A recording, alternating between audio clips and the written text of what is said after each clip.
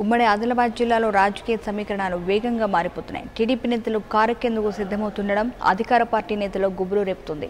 ఓ పక్క టీడీపీకి చెందిన మాజీ ఎంపీ రాథోడ్ రమేష్ 10,000 మందితో ఈ నెల 29న సీఎం కేసీఆర్ సమక్షంలో గులాబీ తీర్థం పుచ్చుకోనున్నారు.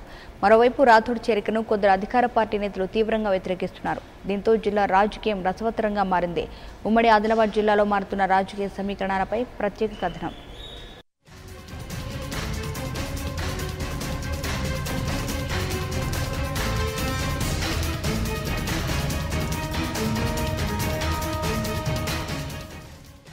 సాధారణ ఎన్నికలకు ఇంకా 2 ఏళ్ల సమయం ఉండగానే ఉమ్మడి ఆదిలాబాద్ జిల్లా రాజకీయాల్లో పెను మార్పులు చోటు చేసుకుంటున్నాయి.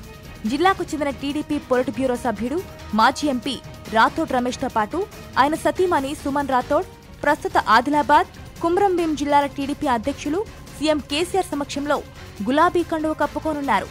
ఈ మేరకు ఇప్పటికే రంగం సిద్ధం చేసుకున్నారు. అయితే వీరి చేరిక అధికార పార్టీలోని కొందరు నేతలకు మింగుడు పడడం లేదు.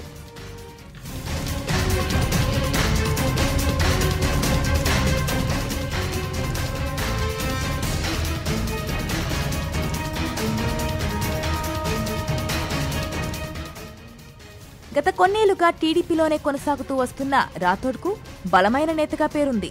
దీంతో పాటు ఆయన టీఆర్ఎస్లో చేరితే వచ్చే ఎన్నికల్లో ఆయనకు ఆదిలాబాద్ ఎంపీ స్థానంతో పాటు ఆయన కుమారుడికి ఖానాపూర్ అసెంబ్లీ టికెట్ ఇస్తారని ప్రచారం సాగుతోంది.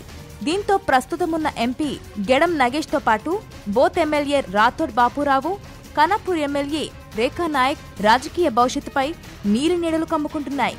దీంతో రాథోడ్ చేరికను ఇప్పటికే వీరు పలుమార్లు అడ్డుకున్నారు. ఈ పరిస్థితిలో వీరి చేరికకు ముహూర్తం కూడా ఖరారు కావడంతో ఖానాపూర్, బోధ్ నియోజకవర్గాల్లో రాజకీయం రసవత్తరంగా మారుతోంది.